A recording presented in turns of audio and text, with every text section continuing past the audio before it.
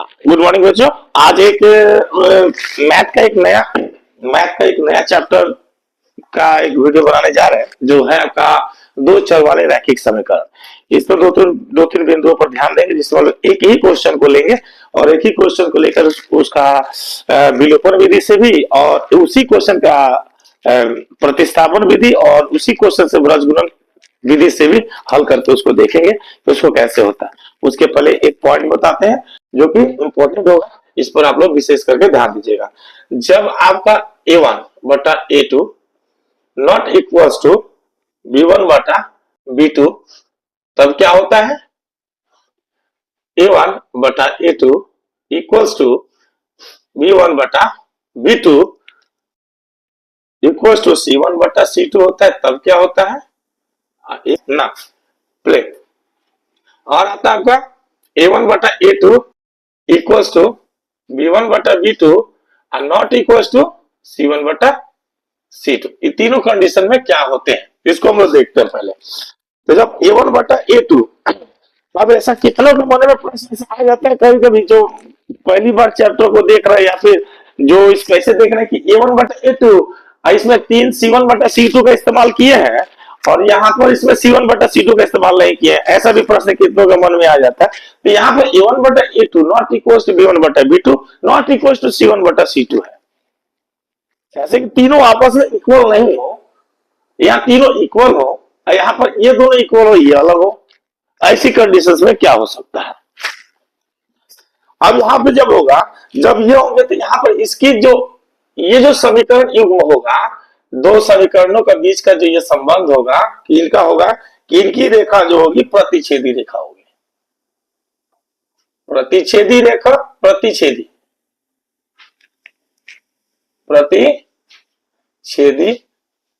रेखा रेखाएं सॉरी प्रतिच्छेदी रेखाएं होंगी। इसका केवल एक हल होगा, केवल एक हल होगा, केवल एक हल होगा और इसका युग्म जो होगा संगत युग्म होगा, संगत युग्म बनाएगा। जब ये तीनों आपस में जब ये बराबर जाएंगे तो इनकी रेखा जो रेखाएं होंगी संपाती होंगी, संपाती रेखाएं होंगी, संपाती रेखाएं होंगी और इनके जो हल होंगे अपरिमित रूप से अनेक हल होंगे। इसके अपरिमित रूप से अनेक हल होंगे।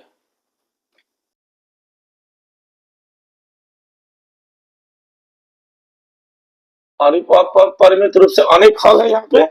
और ये क्या है?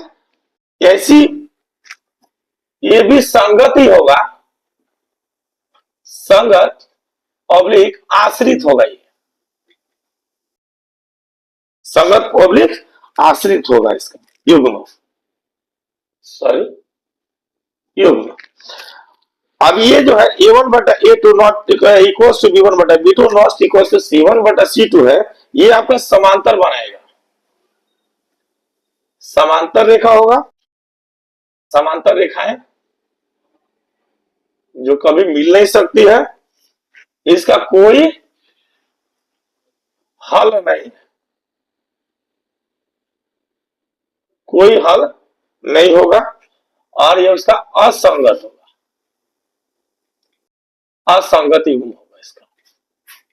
तो वही हाल है जैसे कि 4 लेन वाले रोड पे जा रहे हैं, दोनों पैरेलल रोड जा रही हैं और एक लड़का दूसरी तरफ और एक लड़का दूसरी तरफ जा रहा है, तो चलते जाएंगे, हाय हेलो करते जाएंगे पर मिलने वाले नहीं है।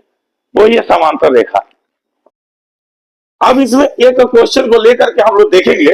मान के चलिए कि दो समीकरण मेरे पास दिया हुआ है, दो समीकरण मेरे पास है। एक है, एक समीकरण दिया हुआ है 8 क्या दिया जी, 8x प्लस 5y बराबर 9 और 3x प्लस 2y बराबर 4 दिया हुआ।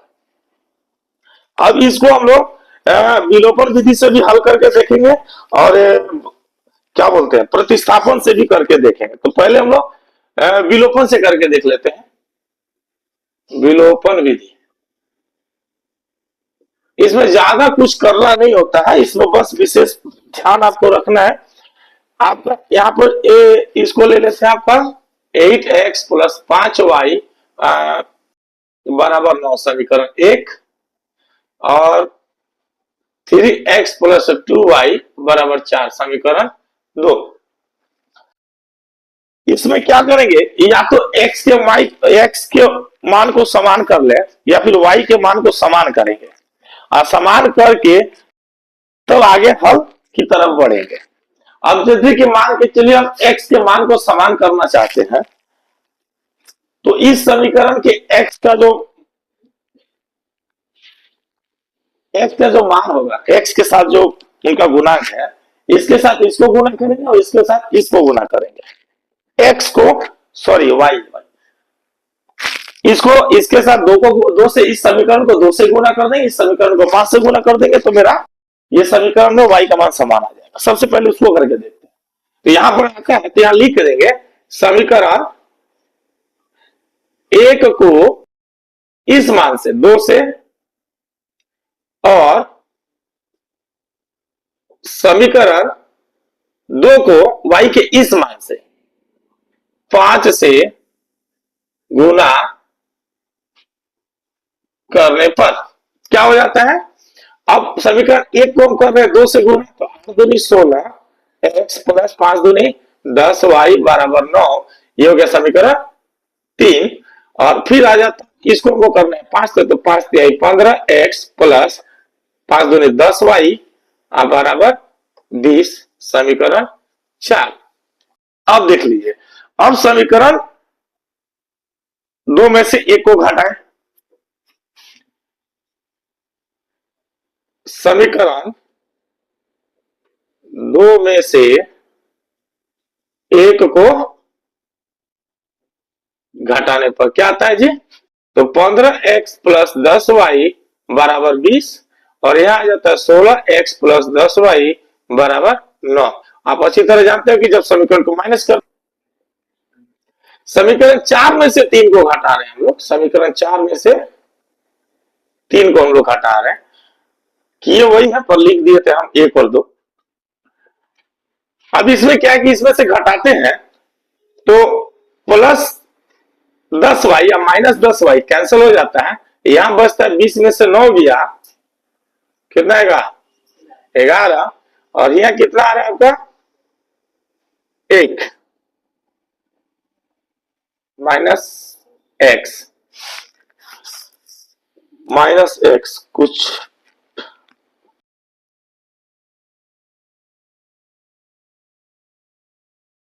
सॉरी है, यहाँ पर एक मिस्टेक किया गया है, इसको 2 से गुना, तो 9 दूनी 18 है ना, ये 9 दूनी 18 है, तो यहाँ आपका आएगा 2। अब इसलिए हम लोग दोनों तरफ माइनस से गुना करते, एक्स बराबर -2 आ जाता है, एक्स बराबर -2 आ जाता है। अब इसके समीकरण, अब एक्स का मान समीकरण 3 में रखते हैं, किसी में भी रख सकते हो, समीकरण 2 में भी 3 में भी रख सकते हो, उसमें भी रख सकते हो आप। तो समीकरण 3 में x बराबर -2 रखने पर क्या आता है,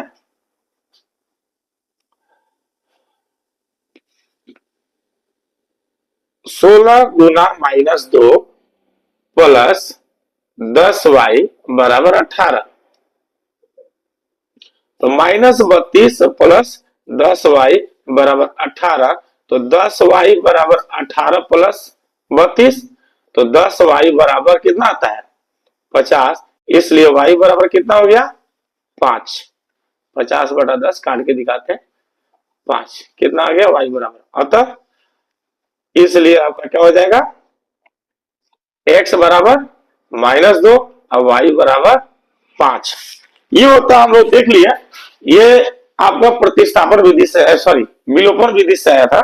अब एक आता है इसका एक प्रतिस्थापन विधि भी हम लोग देख सकते हैं, प्रतिस्थापन विधि की हम लोग देख लेते हैं कि प्रतिस्थापन विधि कैसे बनेगा।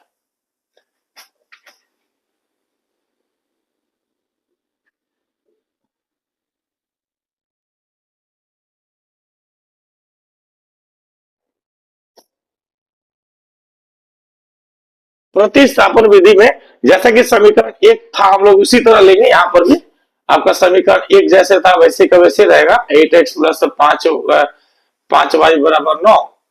तो दो समीकरण आपको यहाँ से दिए हुए इसी हिसाब से लेकर जा रहे हैं। तो यहाँ पर हम लोग क्या कर लेंगे, किसी एक को x के पदों में या y के पदों में व्यक्त करेंगे।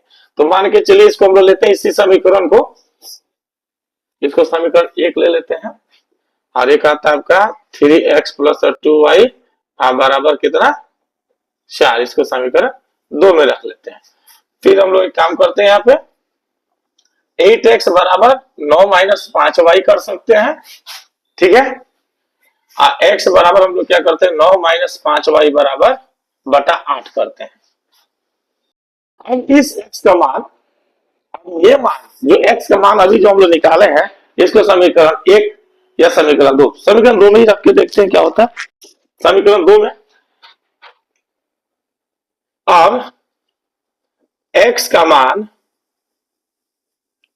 समीकरण 2 में रखने पर अब रख के देखा जाए क्या होता है। तो x का मान यह है कि 3 गुना 9 माइनस 5y बटा 8 है और प्लस 2y बराबर 4 है।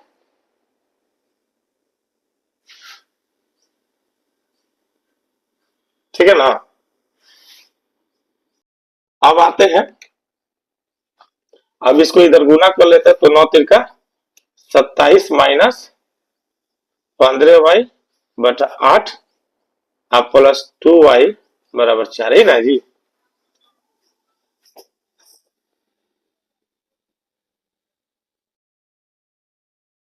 इसका एलसीएम कर लेते हैं। तो इसका एलसीएम 8 आ जाता है, इसका एलसीएम मेरा 8 आ गया।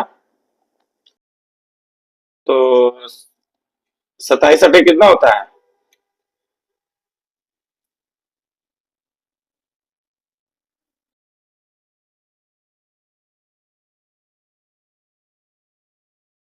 पंद्रह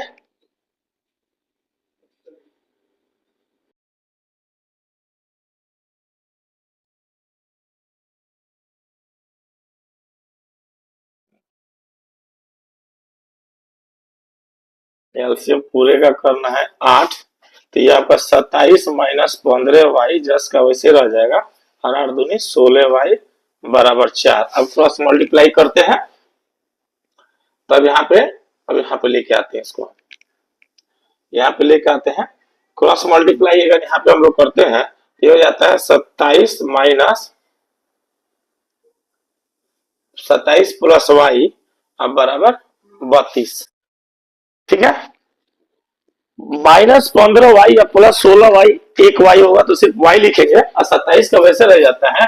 इसलिए y बराबर कितना हो जाएगा 32 माइनस 27 बराबर कितना आया 5 आ गया।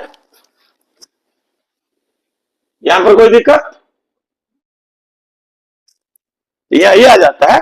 और इसके बाद अब y का मान, अब y बराबर 5 को समीकरण एक में रखने पर, समीकरण एक में रखेंगे तो समीकरण एक मेरा क्या, सॉरी यहां है समीकरण एक है मेरा 8x प्लस 5y बराबर 9।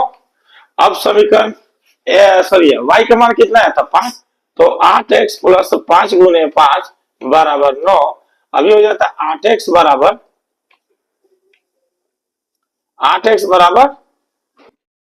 9 माइनस 25, 9 माइनस 25। तो x बराबर कितना हो जाएगा, x बराबर 25 में से 9 जाए कितना होगा 16।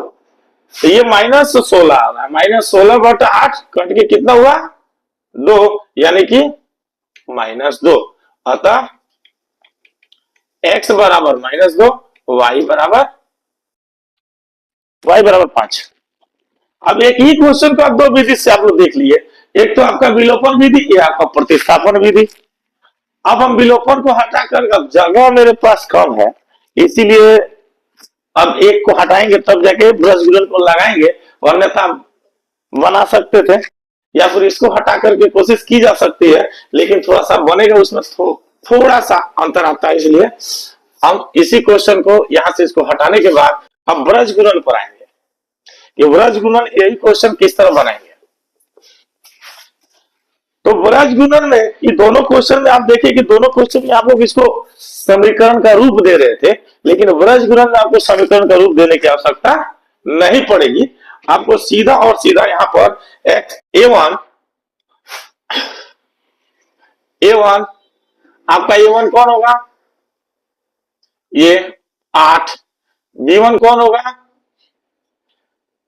इस समीकरण को सबसे पहले आप लोग अगर इस रूप में दिया हो समीकरण, तो कभी भी इसको जीरो में ये कर लेते हैं। जैसे मान के चलिए कि 8, अब इस तरह का समीकरण दिया हुआ है, तो हम यहाँ का क्या करेंगे, 9 को इधर कर लेंगे, -9 बराबर 0। इसको 4 को इधर कर लेंगे, -4 बराबर 0।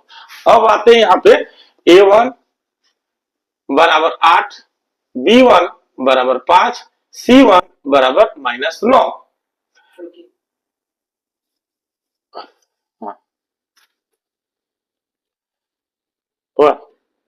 अब ये ब्रज गुणन विधि में हम लोग a1 ले लिए, b1 ले लिए, c1 ले लिए। अब a2 हम लोग का होगा 3, b2 होगा हम लोगों का 2 और c2 होगा हम लोगों का -4।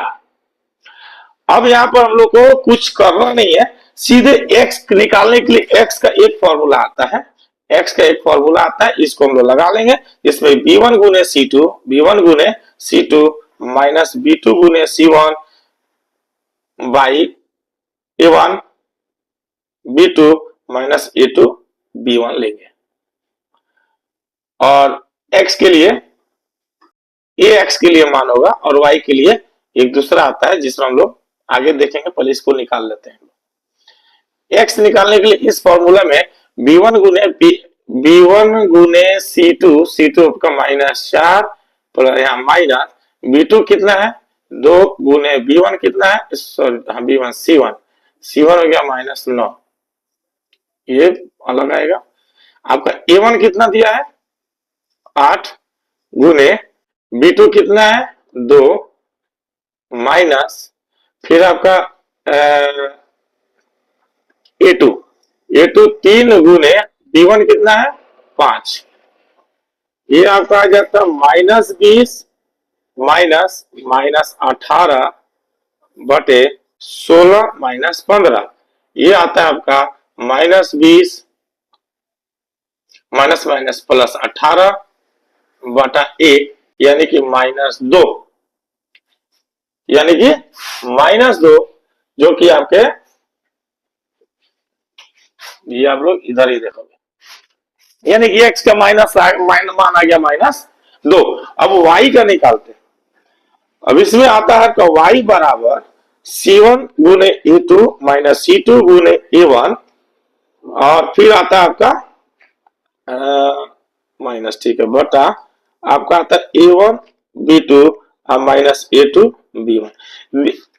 बटा में 2 जो यहाँ होगा वो यहाँ भी होगा, ऊपर में थोड़ा हम लोग चेंजेस लाते हैं। अब इसी पे मान बैठाते हैं। c1 कितना है -9 गुने a2 3 माइनस c2 a1 यानी कि -4 गुने 8, इसको अलग रखा जाए और फिर ये नीचे वाला तो फिर तो सेम आएगा 8 गुने 2 माइनस 3 गुने 5, ठीक है ना जी। ये आ गया -27, आ जाएगा 8 चौका 32, तो -32 आ रहा, तो -32 गुना माइनस कितना हो जाएगा +32 बटा 1, चलिए 1 बना देते हैं आपका, फिर 16 -15, तो नीचे 1 का कोई वैल्यू होता नहीं है, ये हो गया -27 प्लस 32 कितना हो गया 5 बटा 1, यानी कि फिर नीचे 1 का कोई वैल्यू नहीं, यानी कि 5। फिर अतः आपका x का मान आ गया -2, y का मान आ गया आपका 5। आप तीनों कंडीशन में देख लिए कि विलोपन विधि में भी x का मान -2 था और x का और y का मान 5 था, यहाँ पर आपका सामने ही पड़ा हुआ है, ये जो प्रतिस्थापन विधि से x का मान लिख लिया है, ब्रज गुणन से भी हमने वही मान लिया। इस क्वेश्चन पर आप लोग ध्यान लीजिएगा, ये इस पर क्वेश्चन हर बार आता है और एक क्वेश्चन आएगा, इसलिए इस पर थोड़ा सा विशेष ध्यान दीजिए। अब बहुत ही सिंपल और आसान तरीका है, इस पर आप लोग ये कीजिए। इसीलिए चैनल्स को आगे का और वीडियो देखते रहने के लिए, इसी तरह सिंपल और आसान तरीका देखने के लिए चैनल को सब्सक्राइब और लाइक जरूर करें।